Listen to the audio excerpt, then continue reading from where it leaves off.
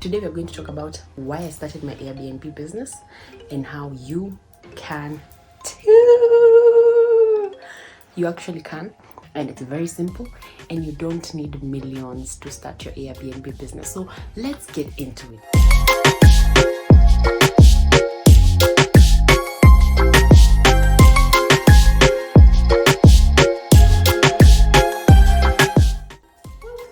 I went from 0 properties in 2021 to we're in 2025. I'll give you actually a challenge. Save this number 0702963400. Go to our WhatsApp catalog and you just count for yourself how many are there. Okay? I think the proof lies in the pudding, so you just go and count for yourself. All right? If you ever wanted to start an Airbnb business, but you thought that you need a ton of money, this video is for you because you actually don't need a ton of money. Very simple, very straightforward. This video is for you. Don't rely on your 9-to-5 salary. Don't stay at home doing nothing, job application after job application. Borrow who you have to borrow money, whether it's your parents, whether it's a family member, whether it's a friend, whether it's the bank. You understand? Sell what you have to sell except Nash. You understand? Make that money. All right? And then come and invest it in the Airbnb so that you can multiply your streams of income. Na hiyo 2027 sasa ujue nitakuwa nimejipanga mbaya sana. You should not rely on one stream of income only. You will not be wealthy. Maybe you will be a little rich. Maybe. You know, if you're like the CEO of Safaricom, fine, you know, and your salary is like 5M a month, you will be rich, you know, but you will not be wealthy. You will not be wealthy. You understand? So if you want to make real good money, diversify your income. Anyway, I digress. In order for me to open my first Airbnb, I needed 200,000, and that is what I started with. So normally I am a writer, I am an author, and I had done a deal where I had uploaded a bunch of books on Amazon for a certain company, and they paid me the sum total of what amounted close to that, and then the rest I got chopped up by a family member. So I needed 200k to start the Airbnb business. All right, 200k. And please, when I'm talking to you, don't say, wow, 200k, all of that money. No, remove that mentality, shift that mentality at 200k is a lot of money. 200k is not a lot of money. 200k is pocket change to someone. Someone goes somewhere for lunch and they drop 200k at a meeting. All right, branch. Understand? 200k is not a lot of money. Get that out of your mind, all right? Anyway, to me it was a lot of money at that time. So I started with 200k. And this 200k, I'll break down for you why 200k. So the first unit I got, my rent was 70,000, including the service charge. So it's 1 month rent 70, 1 month deposit another 70, that's 140. Normally it's usually 2 months deposit, but I negotiated it so that it can be 1 month deposit so that I can remain with some money. So far I had paid 140,000. I was left with 60,000. This 60,000 is what I used to move from Nairobi to Mombasa, because first Airbnb I opened up was in Mombasa. I figured it's better to just be on the ground and do it on the ground. And this is the thing with Airbnbs, it's so much easier and more efficient, and customers love it so much when they call you about a problem, and instead of being like, wacha nitafute mtu wa kutuma, you show up there, you know, you're like, yes, here I am, hebu tell me, niongeleshe, niambie shida iko wapi. By the time you're done talking, mtu mwenye ulikuwa umeitia with a plumber, electrician, etc. ashafika. Let me deal with the plumber, here he is, you just go, have fun, we'll sort you out. And I feel like that is personalized care, you know, so that's very important. Anyway, I digress. So I decided for me, it's better if I live in Mombasa. That way I am able to manage my properties my property at that time much easier.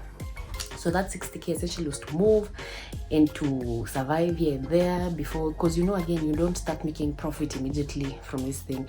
You don't know anyone in the business, you know. You have to now start making friendships with agents, making friendships with other hosts.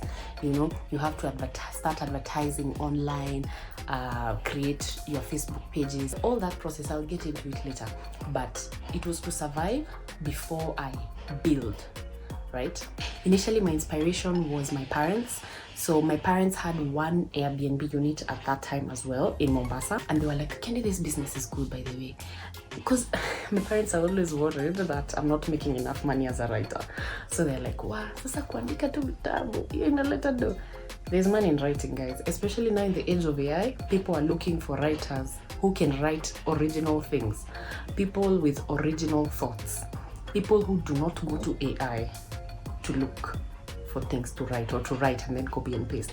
So there is money in writing. Anyway, I digress. So my parents had one Airbnb unit at that time, and then they were like, Kenny, this business has money, please join. Huwezi moka na writing. Nikasema, okay, anything that makes me more money, I'm inside. So instead of wasting and squandering away that money, I was like, okay, nice. I took it, moved to Mombasa, started the Airbnb journey. So that is how it started.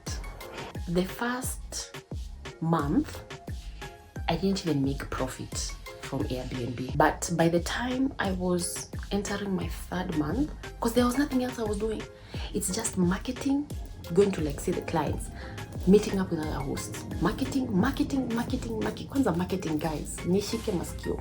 Do not open Airbnb if you know you do not have the energy to market. If you know you do not have the energy to be called at 2 a.m. ukiitishwa booking ya next month. You're like, why can't this person wait in the morning? Si tuongee kesho. No. You don't know why that person is calling you at that time. Maybe akona hiyo dosa hiyo anataka kubook saa hiyo. Akikaa nayo hadi asubuhi haitafika. If you're a 9 to 5 person, I would say look for someone to manage your Airbnbs. It would be so much easier. It would be so much easier. Okay? The second month, I made money that I was like, wait, there's money in this business. The third month was August, because I started in June and then July, August. August is high season. Guys, I made money. I made money. And it felt good. I was like, okay, this is nice, guys. This is nice. I started planning how I'm going to like expand, get another Airbnb unit, save, So that's when I started like proper saving, because now I had seen if I have like 10 units and I'm making a profit of, say, 30K. Let's just say 30K. December, you make crazy profit. So in August, I was like, I made like 30K profit. Yeah.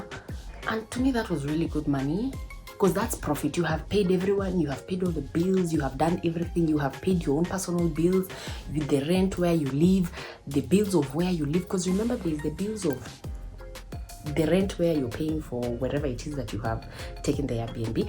There's also the rent for your personal house where you live, the expenses for your personal house where you live. So you have to count. I usually count those bills as part of the business bills. I don't separate. I count them all together. All right? Ndio pesa yenye imebaki at the very end. It's not money that I'll come to start paying rent for my house, start paying, I don't know, water bills. Nah. So yeah, by that month I made like 30K profit, and I was like, say less, say swear. I think that is the time that I opened a Chooms account, and I was like, let this money just be going there, let this money just stay in Chooms until I know what to do, until I know my next move. So now what I do is I help people manage their properties.